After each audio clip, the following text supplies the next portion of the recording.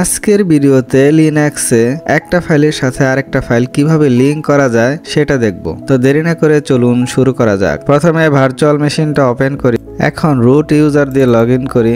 লিনাক্সে link file তৈরি করার আগে চলুন জানি লিনাক্সে কত ধরনের লিংক ফাইল তৈরি করা যায়। লিনাক্সে আমরা দুই ধরনের লিংক ফাইল তৈরি করতে পারি, একটা হচ্ছে হার্ড লিংক আর একটা হচ্ছে সফট লিংক। যখন আমরা হার্ড লিংক তৈরি করব তখন ফাইলগুলোর আইনওয়েট নাম্বার একই থাকবে, অর্থাৎ তাদের কন্টেন্ট, সাইজ, পারমিশন একই হবে, শুধুমাত্র নাম আলাদা হবে। এক্ষেত্রে মূল ফাইলটি ডিলিট হলেও লিংক ফাইলের কোনো পরিবর্তন বা সমস্যা হবে না। আরেকটা বৈশিষ্ট্য হচ্ছে হার্ড লিংক শুধুমাত্র ফাইলের ক্ষেত্রেই করা যায়, ডিরেক্টরির ক্ষেত্রে কিন্তু করা যায় না।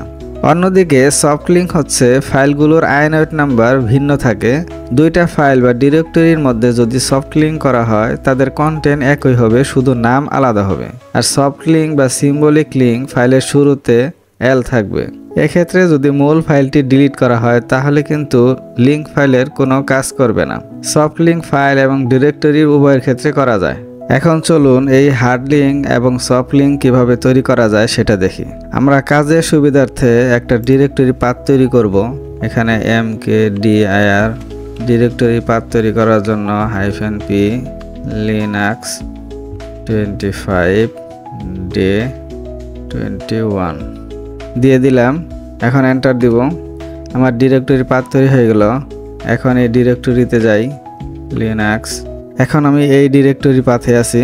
এখন এখানে একটা ফাইল তৈরি করব।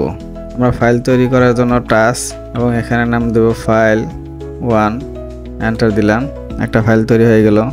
এখন আরেকটা কাজ করব হচ্ছে etc ডিরেক্টরি থেকে আমি 5w ফাইলটি কপি করে নিয়ে আসবো। এই জন্য এখানে লিখব কপি etc 5wd এবং প্রেজেন্ট ডিরেক্টরি এর জন্য ডট দিব। এখানে কপি হয়ে গেল। এখন যদি আমি ls-li এন্টার করি, দেখেন আমার ফাইল 1 এবং 5w ফাইলের এখানে আইনওয়েট নাম্বার দেখাচ্ছে এবং এখানে রিড রাইট অ্যাক্সেসগুলো দেখাচ্ছে। প্রথমে আমি সফট লিংক কিভাবে তৈরি করতে হয় সেটা দেখাবো। তো সফট লিংক তৈরি করার জন্য প্রথমে আমাকে লিখতে হবে ln, এখানে সফট লিংকের জন্য -s এবং কোন ফাইলের সফট লিংক তৈরি করব এখানে দেখেন 5wd এই ফাইলের, সুতরাং এই ফাইলের নাম দিয়ে দিলাম 5wd। এখন সফট লিংক করার পরে আমি ফাইলের আলাদা নাম দিব, যেহেতু এই ফাইলটা আমার আরেকটা ফাইলে লিংক হবে, সুতরাং এই ফাইলের নামটা দিয়ে দিব। এটা সফট 5wd এটা দিয়ে দিলাম। এটা হচ্ছে এই ফাইলের লিংক ফাইল। এখন এন্টার দিব। আমার লিংক ফাইল তৈরি হয়ে গেল। এখন এটা তৈরি হইলো কিনা এটা দেখব কিভাবে। এখানে ll কমান্ড দিই। দেখেন আমার সফট 5w নামে একটা লিংক ফাইল তৈরি হয়ে গেছে। লিংক ফাইল তৈরি হয়েছে কিনা এটা বুঝবেন কিভাবে। এটা সবার প্রথমে এই যে l থাকবে এবং কালারটা থাকবে এটা। এখন আমরা সফট লিংকের বৈশিষ্ট্য চেক করব। সফট লিংকের প্রথম বৈশিষ্ট্য হচ্ছে আইনওয়েট নাম্বারগুলো ভিন্ন হবে। তো আমরা এখন দেখি আইনওয়েট নাম্বার নিয়ে আসি। এখানে আমরা ls-li এই কমান্ডটা দিব।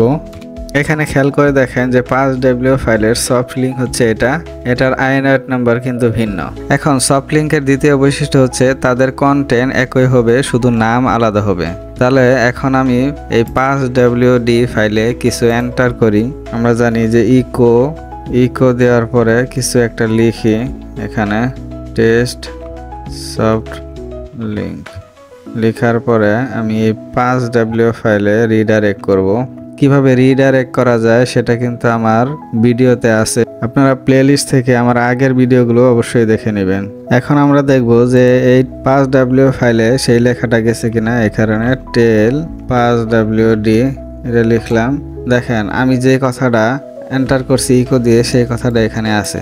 এখন আমরা দেখব যে সফট 5wd তে অটো চলে গেছে কিনা।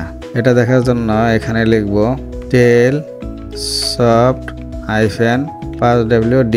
দেখেন আমি কিন্তু 5w ফাইলে আমি টেস্ট সফট লিংক এই কথাটা লিখছি, সেই কথাটা কিন্তু এই ফাইলেও কিন্তু চলে আসছে। এখন সফট লিংকের আরেকটা বৈশিষ্ট্য হচ্ছে যদি মূল ফাইলটি ডিলিট করা হয় তাহলে কিন্তু ফাইলটি আর কাজ করবে না। তাহলে আমি মূল ফাইলটি এখন ডিলিট করে দিই। আমরা জানি ডিলিট করার জন্য rm, এখানে ফাইলটি হচ্ছে 5wd, এটা হচ্ছে মূল ফাইল, ডিলিট করে দিলাম। এখন ইয়েস দিব, ওয়াই, এন্টার, ডিলিট হয়ে গেল। এখন আমরা আবার টেল দিই, টেল 5wd, দেখেন এখানে কিছু নাই, এখানে টেল সফট 5wd দিলাম, দেখেন কিছু নাই। সুতরাং আমি 5w ফাইলটা ডিলিট করে দিছি, সফট 5w ফাইল কিন্তু অটো কাজ করতেছে না।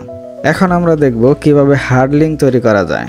হার্ড লিঙ্ক তৈরি করার জন্য এখানে আমরা লিখব ln মানে লিঙ্ক। এখানে কোন ফাইলে হার্ড লিঙ্ক করব সেটা হচ্ছে ফাইল 1। এখানে হার্ড লিঙ্ক ফাইলের একটা নাম দিয়ে দিব যে হার্ড ফাইল 1, অর্থাৎ এই ফাইল 1 এর হার্ড লিঙ্ক ফাইল এটা। এখন এন্টার দিব।